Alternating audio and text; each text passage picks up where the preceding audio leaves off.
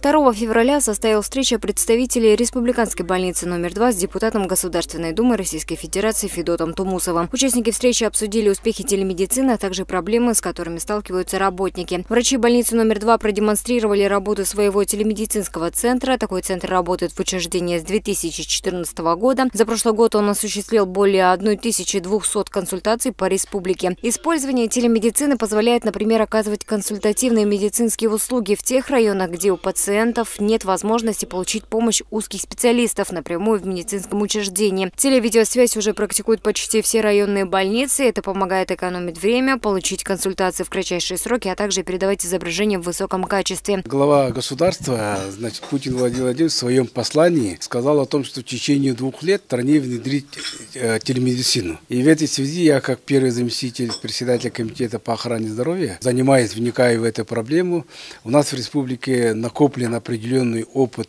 внедрения телемедицинских технологий. Они здесь занимаются уже с 2014 года.